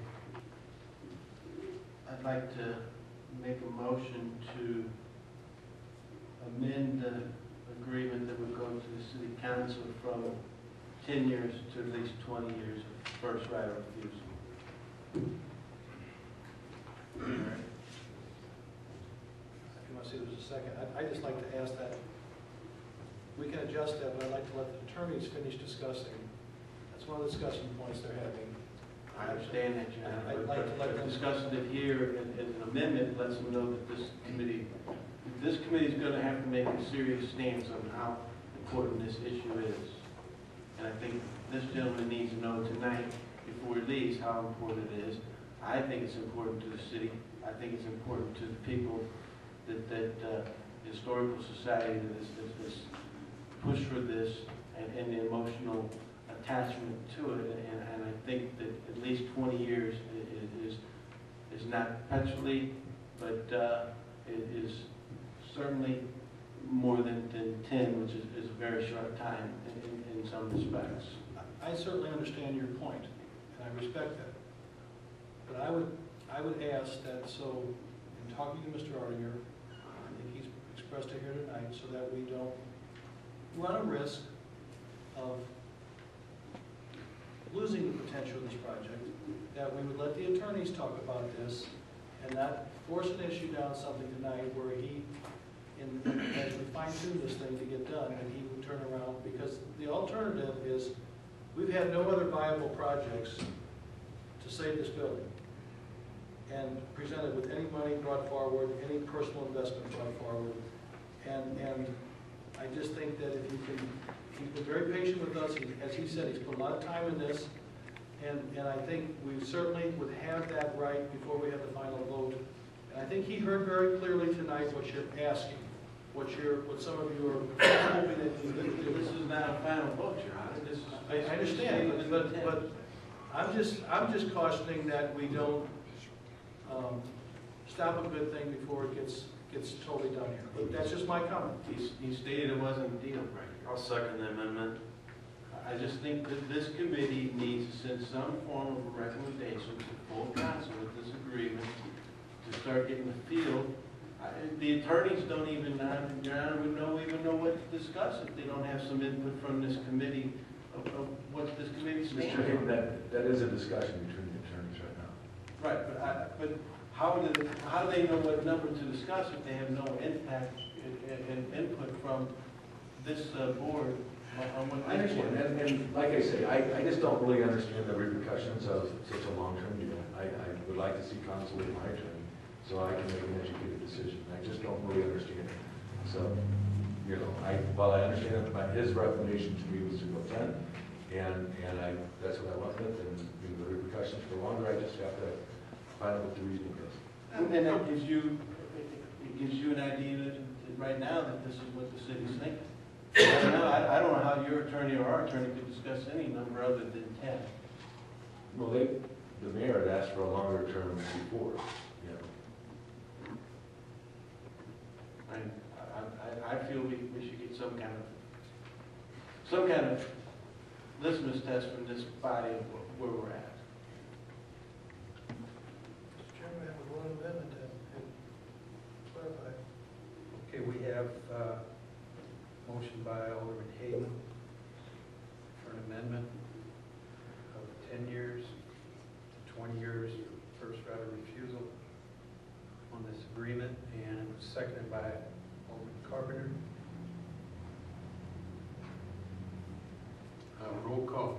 To clarify first, Chairman, an aye vote will send it back to his attorneys that it's got to be, you know, we're saying we want it to be 20 years. If we deny it, a no vote will then allow the original motion to send it to the attorneys and to move this thing forward to council and let them continue to negotiate and finish the dialogue that's been going on and come back to council. I don't think that's a true representation, Your Honor, of what's happening. Mr. Hardinger, is that? Well, I mean, what you're going to say is, what I am understanding, you're recommending that, you know, there is, the city stance is 20 years, and that, you know, the attorney should haggle it out, and I need to find out what my original attorney's, you know, 10-year span was all about, right? And so you're passionate about the 20 years, and I understand that. If it pleases the chairman, I'll change the motion to, we recommend, not the agreement be changed, we recommend that it be at least 20 years. Otherwise, Your Honor, I don't know what you've told the attorney. I've got. I've not told him anything other than I would like to them consider a longer period of time if possible. But like I said, they admitted that that was one of the points they had resolved. And all I'm saying is, we've come a long way with a potential project that seems really exciting. I'd hate to stop the momentum here because we're trying to make a statement or, get a splash about we're wanting to do more. I'd like to say let them work. We can have a right in the final vote of council with all 16 aldermen to see if that 10-year versus 15 or versus 20 is going to be the make or deal breaker. There's some other things even to work out here that might be the deal breaker before we get that far.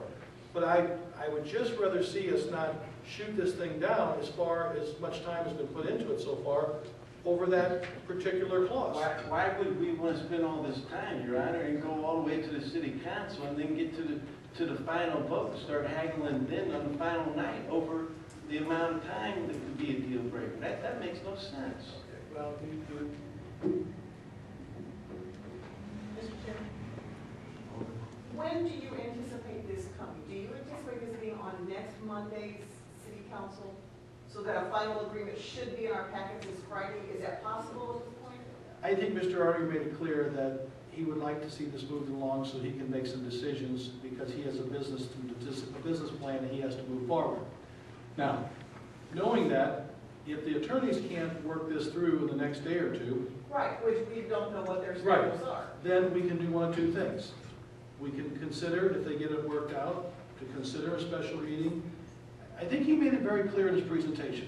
And what I've heard him say is, look, I know I'm kind of pushing the envelope here, but if I don't get a decision made in a reasonable period of time, I'm going to have to then, because this is truly, as he stated last meeting, this is a bigger challenge for him than going to rent other space and just moving his business because his lease is up. So we can push that envelope, but I think if we have to call a special meeting, we could consider that. I think it'd be worthy enough in an attempt to try to save that building to do that. But I'm not saying the attorneys won't have, with Thursday and Friday, a chance before we send the packets out to have this thing done.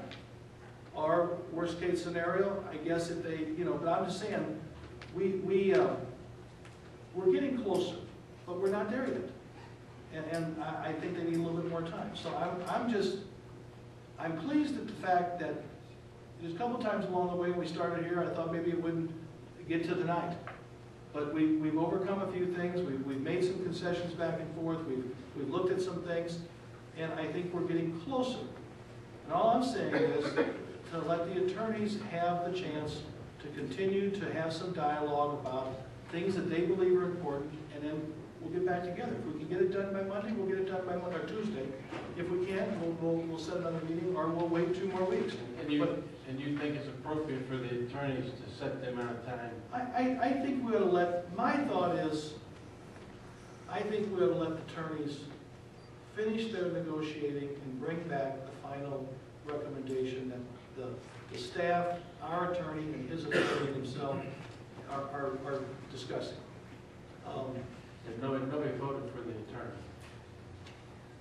What you're saying there, Mayor, is part of the original motion. Yeah, it's part of the original motion. Are you willing tonight to send it to council knowing that we have cleared up a few things? He brought in the bank statement he shared with us. He continues to get more bids on the roof and different things. He is still waiting for a final figure on the asbestos abatement, right? Well, we'll have to spend additional money to get more testing done. Okay. In order to get that final. Right. But We heard it. So we have a possible solution here, maybe. Go ahead, Alderman. I think everybody here just about agrees that 10 years may not be enough, even the mayor's even in agreement, but maybe we would like to see that a little bit further. One time, somebody threw out 50 years, and that seemed to cause you some grief, I understand that. Now 20 years is on the table. There's a long list, it appears to me, of undetermined factors here. Does it give you any problem, Alderman Hayden, if we say this is another undetermined factor? I would like to see more than 10 years too, by the way. And just leave it as an undetermined factor and move on. That this is going to be something that is well documented. This is a sticking point. And just leave it as undetermined. But that's up to the person who makes the motion, I suppose. I think Mr. Alderman Hall, or Elmore, it needs, we need to have a two-way dialogue of where the, you know, like as I said, nobody voted for the attorneys. People voted for us, and we got to represent the people. You know, I don't think 20 years in the midst of all what we're trying to do, the gentleman's made it very clear this evening that he's wanting to save the building, then I can see where perpetual 50 years may be considered outlandish, but I don't see it as having a recommendation as part of this forward and to the full city council from this committee that we're saying 20 years is a recommending point to give our attorney at least some idea of where we stand on a number. Otherwise, You want it to be a the specific attorneys number. are representing a number based on no feedback from the public, because we are the ones that represent the public. I'm just saying the dialogue is more than 10 years, but you want it to be a specific number, that's fine too.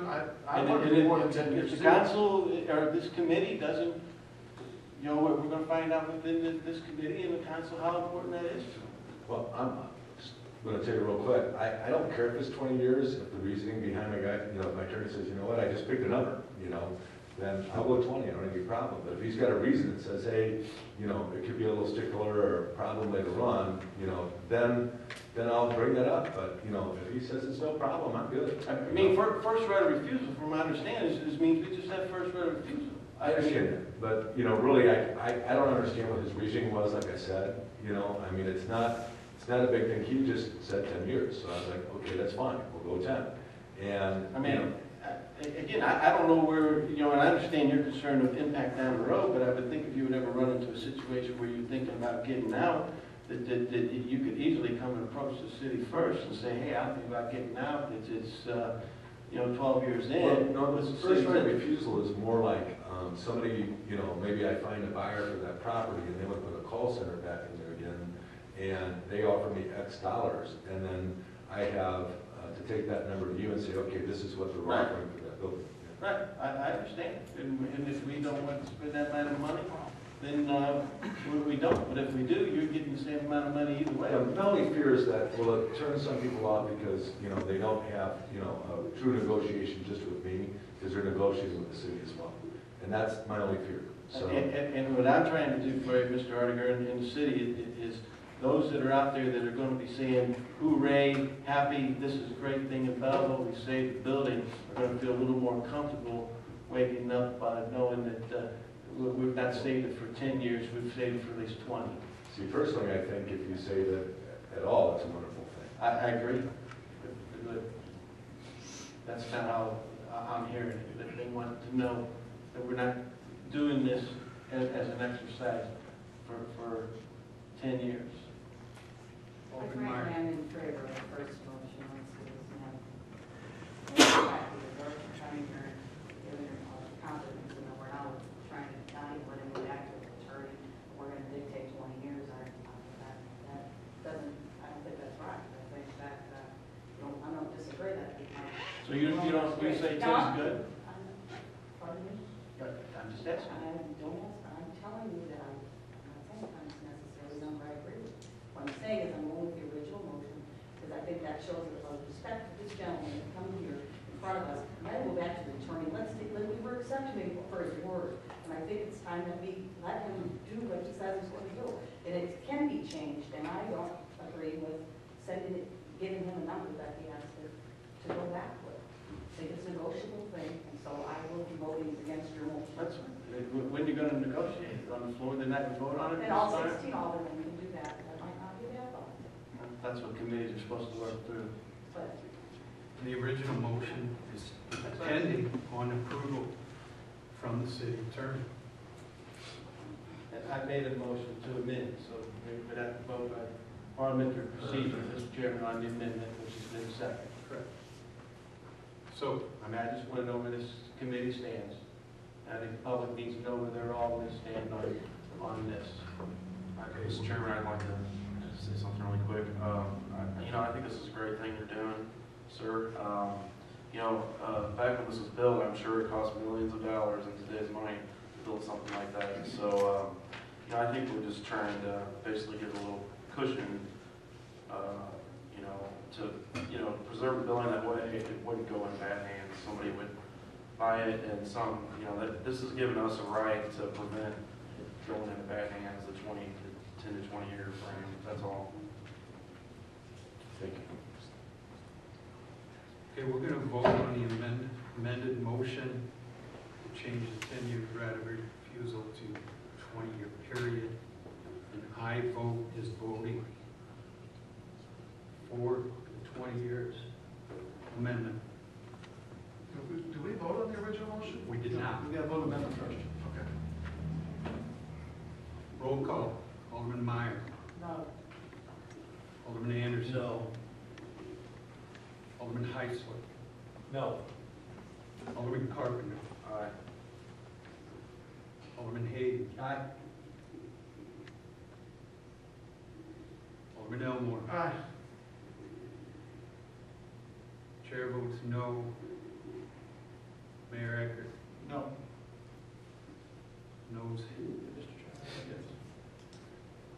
And I'm just saying I'm voting no because I think we should let, as we came here tonight, let Mr. Ollinger, his attorney, and our attorney continue to have a discussion and come back here, and I think he got the message very clear. And I think it'd be a shame tonight to come out of here and put unnecessary pressure just for the sake of a dialogue here this evening and potentially threaten this deal when we come this far. So I've made it clear to him that I'd like to see a longer period of time too. And they're working. They just couldn't get it all done today in time. But I think that, this just gives him the confidence to know that we're going to let the process of the legal team continue to negotiate and come back to us. And like I said, if we don't get this ready in time where you can have enough time to discuss it, I'm willing to set a special meeting. I think it's that important of a project.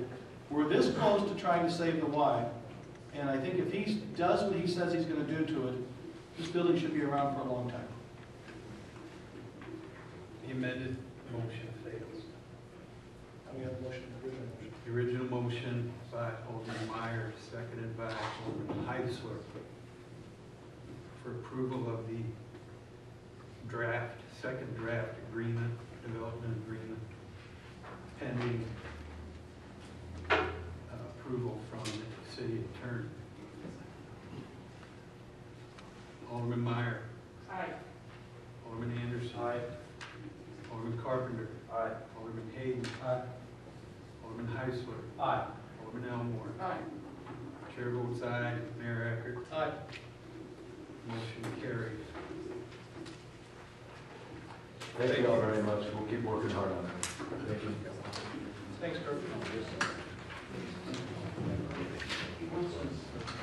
He wants these back, Kurt. Kurt, second. Oh, thank you, yeah. Thank you very much. Thank you. Okay, now we have the proposed expansion of the facade improvement district. Eric, when you're ready. So we currently have in our business assistance program, get the maps of the district. We have 3 facade improvement districts. The first one being Oak Street to 6th Street. Basically, it's the special service area downtown.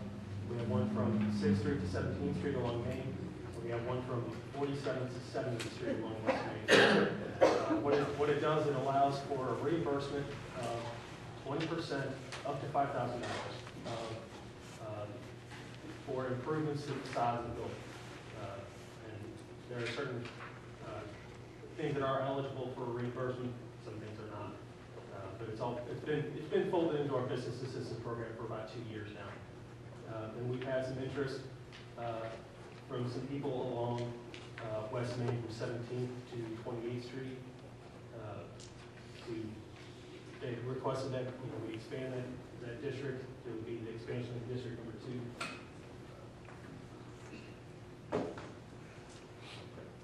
Maybe a little hard to see. This is 17th here. This purple is currently the boundary of the district. This red line would be the expansion. And it would go out basically to Lindenwood, which was part of the original discussion. We decided to scale back the boundaries initially just to see how the program worked. Because at one time, the sign improvement program was put up on Main Street. And then we took it over essentially. The city was kind of funding the program anyway. So we decided just to fold it into our business assistance program. In the last 2 years, we've done 2 facade improvements. We had two approvals. One was for about $670. The other one was approved. They never actually came to us for the reimbursement. They did the project, but they didn't pay back to us. So apparently they were able to fund it fully themselves. So again, this is just an expansion of the current program to 17th to 20th. Questions? This is really one lot deed. Second. Even though the, Yeah, the reason for the, yeah. in and out of it, keep looking boundaries, just because it goes by property lines. We have a motion by Alderman Hayden to approve, seconded by Alderman Carpenter. Any more discussion? Seeing none. Roll call, Alderman Meyer. Aye. Alderman Anderson. Aye. Alderman Carpenter. Aye. Alderman Hayden. Aye. Alderman Heisler. Aye. Alderman Elmore. Aye. Chair votes aye. Mayor Eckert. Aye. Ayes have, motion carries. Okay, as requested by Alderman Hayden, tonight we have on here the discussion of Belleville's Economic Incentive Program. Thank you, Mr. Chairman. Several things. First, I'd like to yield the floor to Alderman Schneider, who has some concerns that basically fit into this agenda topic. Yes, thank you. Use the microphone, please. Sorry. I requested a FOIA, which I was told took 70 hours to complete, and there is little to no proof that these business agreements are being checked up on. One of the largest agreements with Offenburg Ford calls for $250,000 upfront plus $12,000 per month for 15 years, as long as they maintain 50 employees and $25 million in annual sales. Out of the 410 pages the city gave me, there is one page where the city asked Offenburg Ford if they met their sales quota. Their reply was yes, in the form of a letter without any documented proof. In January 2009, Offenburg Ford notified the city that they did not meet the requirements of the sales quota for the previous year. Rather than enforce the contract as written and stop the $12,000 monthly payment until they met their sales quota, the city council agreed to amend the contract and waive the sales and employment requirements. Had the contract not been modified, the taxpayers would have saved over $500,000 in payments to Offenburg. Mr. Chairman, the Finance Committee is the gatekeeper of the purse. And this type of information is very disturbing to me. I'm looking at a memo from Mr. Schachter to Alderman Schneider. And it's very disturbing to me, and it should be disturbing to the public, that it states in here,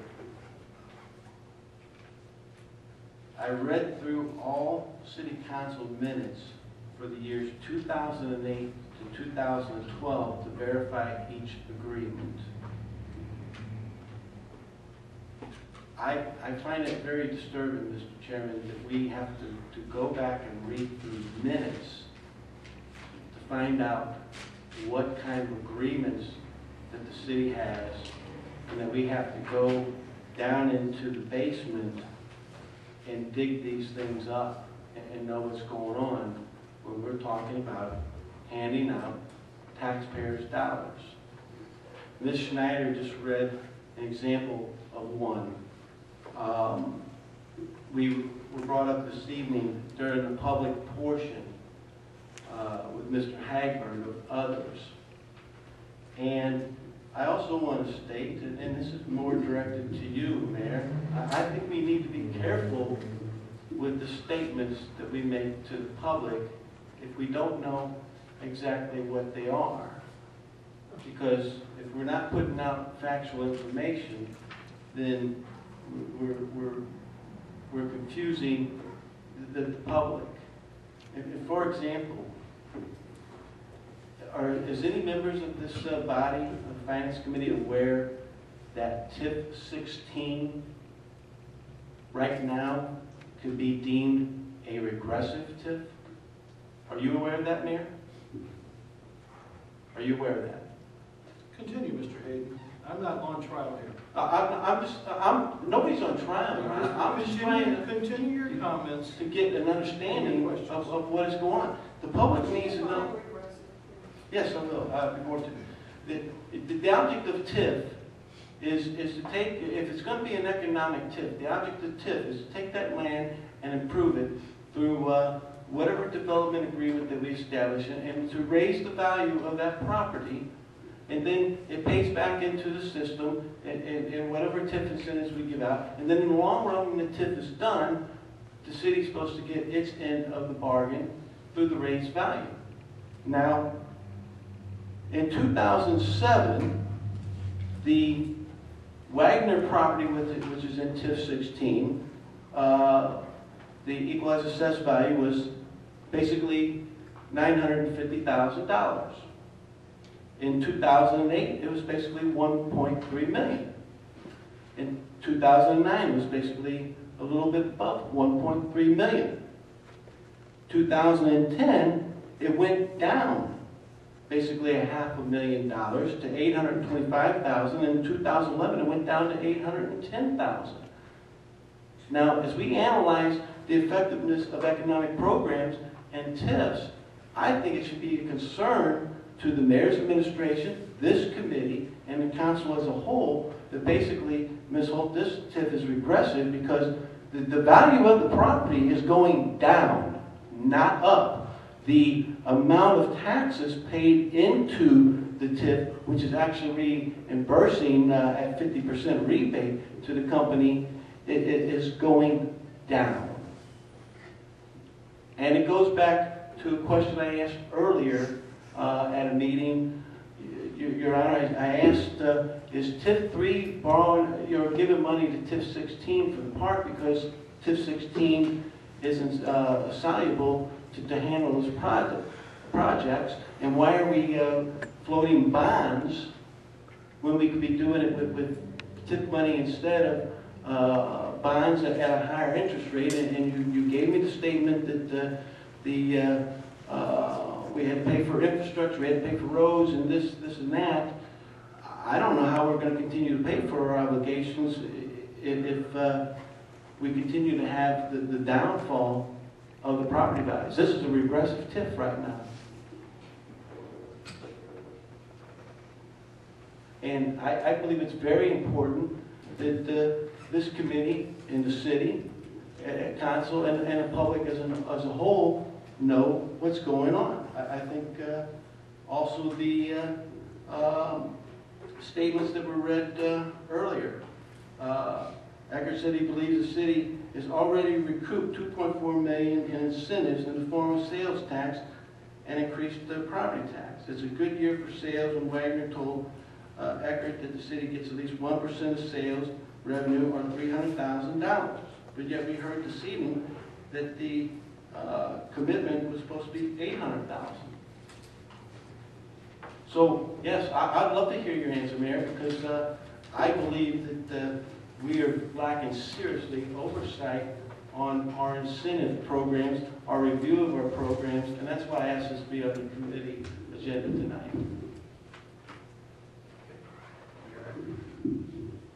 Let me say this. First of all, I think it's sad that either one of you two could come to my office and talk to me that we have to take 2 of our car dealerships and have a public, discussion that not that discussions are bad, but Offenberg came to us, and I'll tell you quite frankly, and I told the council in executive session, if we didn't make some concessions and work with him, and Mr. Turner was in the room as well as Jamie, I believe, no, that was before you, it was Nancy, he was going to move.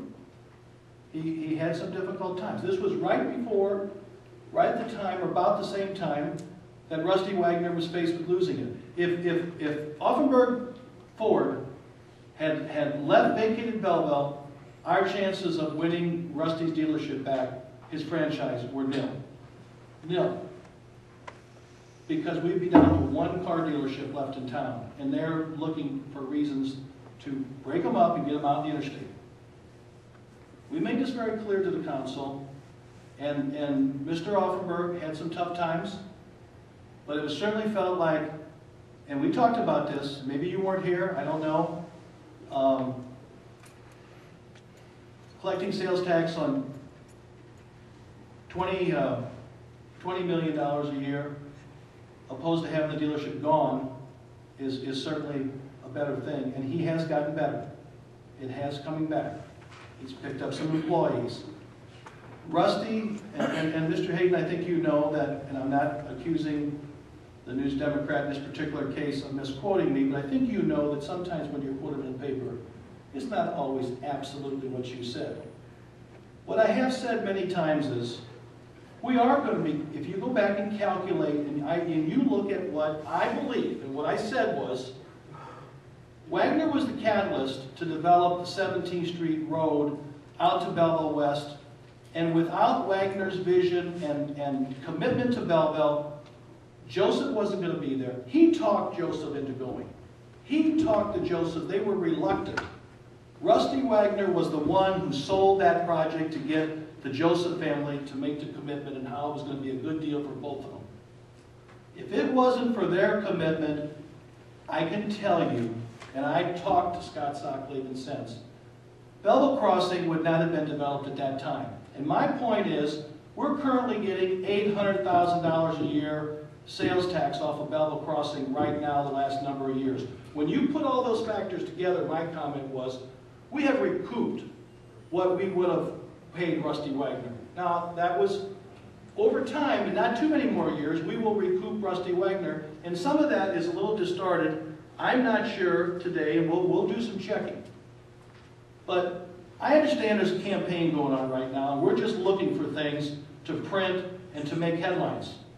And when there's sensitive stuff, if you're going to run for mayor of this city, I would think you would be sensitive about our businesses to talk about some of this in the mayor's office and not exploit it in the newspaper and make a splash out of it where we're trying to make personal gain. Rusty Wagner and Jamie Offenberg deserve, after the years of service, deserve a chance to be called into our office and sat down with us like we've done in the past, trying to work through these things. Nothing was hidden, and I very much do not appreciate your comments. This is grandstanding. It's typical election time, and I'm sorry, Mr. Hayden, I have the floor. You're not running this meeting. I was recognized to speak. Was I, Mr. Chairman? You got the floor. Okay. If we want to get down to discussing these things, we can gladly have some discussions, and I would answer these things.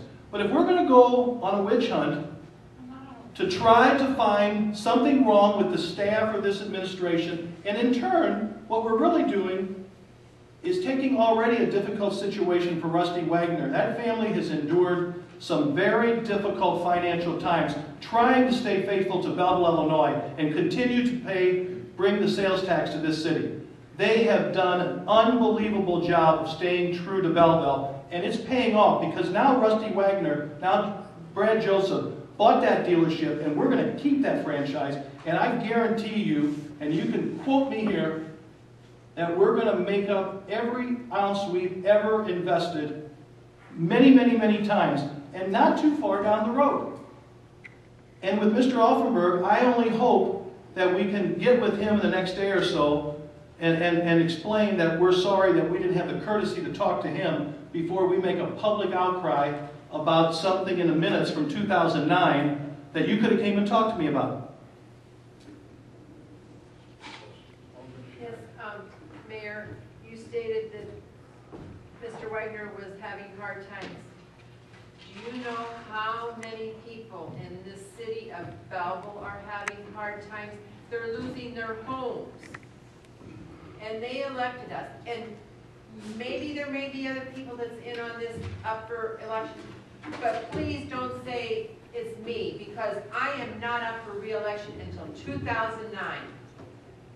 No, 2015, I'm sorry, I got confused. But there are as many people in worse shape than Rusty Wagner. He probably lives in a fancy home, he drives a nice car. There are people that are wondering how they're going to pay their electric bill, their water bill, their food bill. And here we are handing money out. It's just not right. We have to think of the poor people too. Eric, let me just say this, Alderman Schneider. Rusty Wagner has kept an awful lot of people employed over the years. He's paying his sales, his property tax, which was a cornfield, not annexed to the city. Now, I can't sit here tonight and dispute everything Alderman Hayden said because I don't have certain things in front of me. I'm not going to make wild statements I don't have in front of me. But we weren't getting a dime of property tax on Rusty Wagner or Brad Joseph's property before we worked a deal to annex them and make the development agreement. We were getting nothing. Likewise, if they both would have been, as Detroit wanted, both of them to go to the interstate, we would have lost every dime of sales tax that we have gotten in the past and will get in the future, and it would have been gone. Now, Rusty Wagner has worked hard to keep those people's jobs. He sacrificed, he gave up his personal financial wealth to keep people working. He kept that business afloat because the understanding with GM, if he shut his doors for one day of regular business hours, they would not even consider him for reinstatement with his franchise. He made a lot of sacrifices for this city, a 100-year business. And so I understand, and I'm sympathetic to people who have had hard times. But I'm going to tell you, the Wagner family suffered some really hard times, and they put Belleville first. He could have sold this to somebody else other than Brad Joseph, but they admitted. But does he still have his home? Does he still drive a nice car? Does he still have nice food? Okay. Fancy food on the table? Mr. Chairman. Alderman Hayden. Yeah. You know, Mayor, if we had, my point is, and you totally missed the point. We should have this information readily for any citizen to be able to look at any given time. And we don't. We don't. Now, you want to call it, political grandstanding, go right ahead. Timing is everything, Your Honor.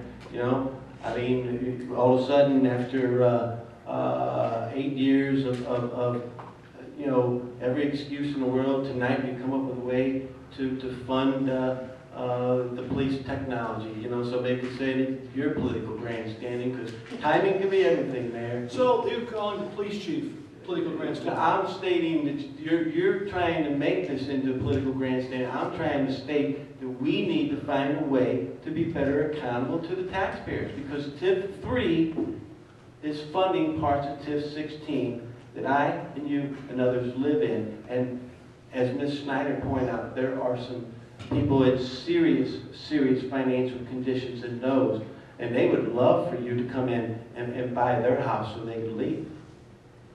And that's where some of these people are at, Mayor, because they can't afford to live there. And we're taxing them out. I would like to say, I'm sorry. I'd like to say that this wasn't just done by the mayor. These things were voted by the majority of the city council, and we considered all situations there. This was something that the majority of 16 people decided. It was not something flippant that the mayor threw out there. We gave it a lot of serious thought. So you have to be aware that now you're saying you're not agreeing with the idea that the majority should rule. I mean, that's been a basis of American democracy for ages. The majority wins, and when this went through, this was voted on by the majority. That's what I'm saying. What I'm saying is the agreements are being broken, and there's nobody in this administration that is doing the due diligence to make sure that the agreements are being followed and taking the necessary steps to inform this finance committee and the council as a whole. And Mr. Hayden, what I pledge to you is I will have a proposal for some additional safeguards as we come closer, especially if I'm reelected. I've already been thinking about some things that we could do better. I'm never against doing better. I'm just not, I'm not used to taking Belleville businesses and exploiting them and exploiting 100 years of committed service to Belleville and exploiting them in a meeting that we couldn't talk behind closed doors with those people and get you some of the answers that suddenly are burning you. Why weren't they burning you when you were on the city council in '93? Did you have a policy then in place? You were on for 4 years. Was there a We never created any tips when I was on there. Tip 3 was in since 1986. We never created any, and yeah, right, tip 3, we didn't hand out things like this. You did. You handed out $5 million to Bang the Bank. And they're still there. Yeah. Well, They're $5 still there. million, the biggest amount, we gave the money biggest to, amount ever St. Louis given. Bread, and they're still there. Okay, guys, hold on. And they're still there, man. Okay, That was 700 jobs. Mr. Mayor, I do appreciate your stringing the beads together and making a point that this led to this and this led to that. I agree with that. But I also see Alderman Eaton's point that there does need to be a better management system. So really my question, I think Jamie's probably better qualified to answer. When you receive the sales tax in, it comes from the state, is that correct?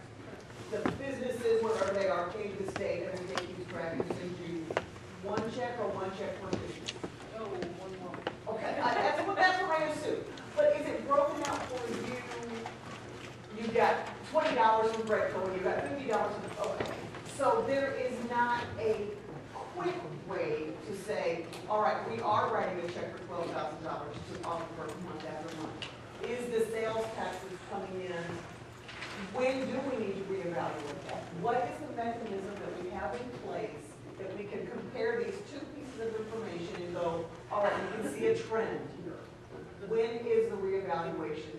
And if I can answer one thing that might shine a little bit more light. I was on the council, but the particular agreements, and I probably was mayor right in the beginning, the two people who had who did the development agreements and who was the finance director at that time are no longer here. So some of these recent questions, they're not at my fingertips. Mr. Malloy and Nancy Beckman were the two key people from 1997 until you got here for fall 2009, and we have changed some things with her auditing background and her CPA and Masters in Business, MBA. We've adjusted some things and we've made some improvements. Now, as I told you before, we can do better, but we've been working a person short in their department, or two people short, since Mr. Malloy left. And I'm going to address that coming up because we need to work on it. I don't disagree. We can do better. But even for a while, when Emily was gone for a short time, while we were looking until we figured that all out, and Emily and I got Emily back, we were down to Eric and myself and a secretary in that department. That usually had 3 people, a secretary and the mayor. So I'm not making excuses, but some of the information I'd like to question recently, people are no longer here. And we can make some improvements. But again, I think right now, that's fine. But I think it's a shame that we're more interested in making a public display than we are trying to get down to facts and maybe work with a couple of our businesses that are important to us. Car dealerships that sell $20 million, $30 million, $40 million of cars a year, that's big money to the city because $40 million is at least $400,000 a year in sales tax, and that doesn't count the sales tax we get on parts, additional. So we're making a sizable chunk of money on car dealerships a year. And this city saw a lot of them exit to the, at one time we had a dozen or more. And we're down to 3. And if you go back, not too many months ago, when it was pretty tough here after the market crashed, or the market bounced, or went dipped really bad. I don't know if you call it a crash, but it was not good. And the economy tanked. We had Jamie Offenberg in my office. I had long discussions with Rusty Wagner. We worked on this stuff.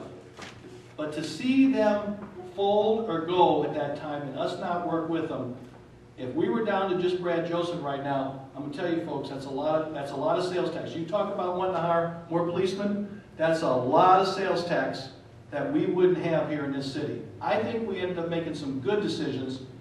Can we always work smarter? Yes. But I really resent the fact that we're not mature enough and businesslike, professional enough to try to talk to these people and share our concerns with them as we have in the past privately. Did we, you mentioned at one point we had a dozen car dealers. We did. Did we make efforts? I know some of them had pressure from their corporate offices. I wasn't on the council then when most of them left. Okay. And what about the Harley? We worked with him hard. We worked very hard with him. Well, I've heard from multiple sources that you did not actually work with her, and that's what. Well, I'm going to tell you what. That's not true. And I can dispute that. Okay. And I think there's some people who can well, and I, you know, we can have that discussion, but I'm going to tell you what, that is not true. And proof is, the building they have there now was a deal with us we worked on.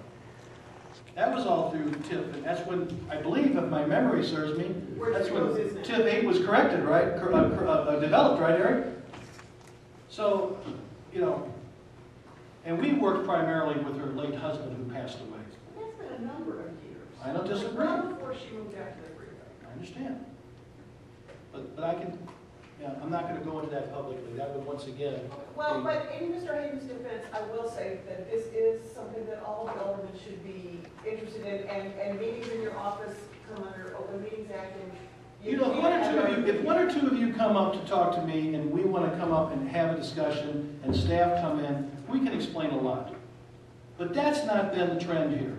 The trend is, let's get some information, let's go to council, let's call the News Democrat right away and ship them all this stuff. I mean, there's days when poor Jacqueline's sent over to see me before I've even known that anybody's even raised the question.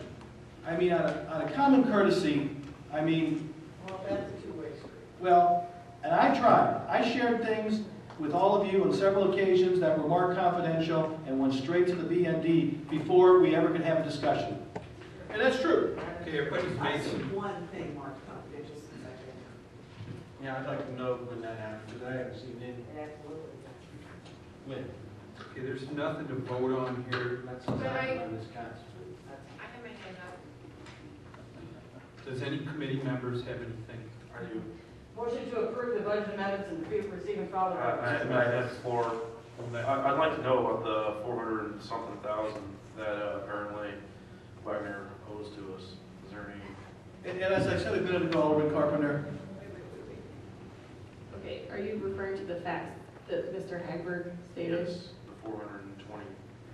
He does not owe us $400,000. I'm assuming, but Mr. Hagberg has not asked me, that he's referring to the Ike grant. That was a grant that was paid by the state that had to flow through us. It got approved by the council that we could be the flow-through entity. The money came from the state, flowed through to Mr. Wagner. He made payments back on that loan from the state. Again, it had to flow through us back up to the state. The state forgave part of that loan. That had nothing to do with us. There was no money out of our pocket for that grant and loan, and it came back from him into the state, and the state chose to forgive part of that loan. That was not us. We were just a flow-through entity, and that was approved by the council that we would be the flow-through entity. If I am understanding on the right amount, I would have to pick my papers out. Am I correct, it's on the advancement that we paid on the real estate taxes to Mr. Wagner? that was part of the deal to keep him in business. Yeah, that was part, the development agreement said that we'd pay him rebate to him 50% of real estate taxes over so many years. 15 hours or something? With, yeah, a maximum of a certain dollar amount. So instead of over the so many years, we upended it that first year. It wasn't a loan, it was what was due to him for that development agreement. It was just forwarded in But 1 year. his taxes have dropped. And I'll have to say, we'll have to go look at that and verify that. If he negotiated them when he was about to go out of business, I can't sit here tonight without making some contacts to verify that. I can't, you know, if he did, we weren't aware of it, or it didn't come to my desk, okay? And the maximum amount that he was to be rebated was capped at a certain dollar amount. I believe it was 600,000, that's just off the top of my head. So whether this year it would have been 40,000, next year, you know, taxes went up, it would have been 50,000. In the long run, he still would have got that total 600,000. So we've not given him anything more than that development agreement stated. And that TIF is still generating taxes. It brings in about 180,000 to 200,000 a year, that TIF development, or that, not his taxes, but TIF 16. There's not very much input in Not much in it, that's why TIF 3 had to loan money to it for the park. We never denied that TIF 3 wasn't gonna have to be assisted. That's why we set them up and got them to touch, so we could do the road, so we could save the car dealerships, and so we could get the road out to the high school and to them. That was no secret. That whole thing was designed that way. But the idea, sir, is that, like when I asked for this the beginning of January, I didn't send a FOIA. My first You one didn't have was, to.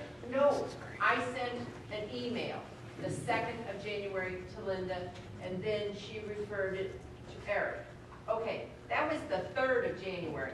I wasn't getting any response or anything until I started sending FOIAs. If I would have been told, oh, we don't have the stuff on hand, I have to go to the basement, no, we don't know what it is, been up front with me, I would not have sent the FOIAs. We talked the night of the economic development meeting in January, and I told you I would get you the information, and as I was looking for it. But you didn't know where it was until you went to the basement. I wasn't exactly clear on what you wanted. You said you wanted copies of all the TIFs, initially is what you said. And I also stated that I wanted. Until you submitted the FOIA, I didn't know exactly what you wanted, because it wasn't written down, you were just, so. No, the first and second email.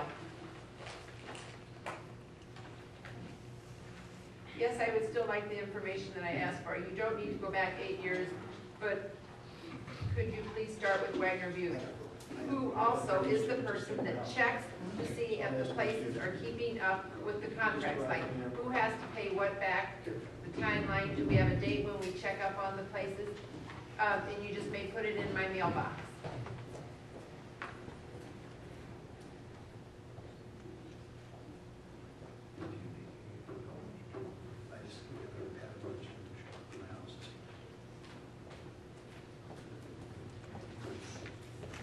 So I did send an email. Okay, Alderman Meyer. I have a motion to approve the budget amendment to proceed with all of Second. On the amendments, do we need to do the one tonight since Mr. Elmore's motion was let the county know that we're interested? What if it backs out? Why transfer the money until, Mr. Chairman, we know for sure this is going to go through? It doesn't. If you guys want to wait, you can, but the money's not going to be spent in the salary line or that line unless we proceed with that contract. So I was just doing it to be prepared if you guys need to proceed with that. So you can wait or not. It's all the same to me. The money's not, that 25,000 is not going to be spent in the salary line. I just think we should wait to transfer it until we have an agreement to transfer it forward. I mean, that makes sense to me, but we don't have an agreement to even honor the transfer. Alderman Meyer, you want to make that part of the budget amendment?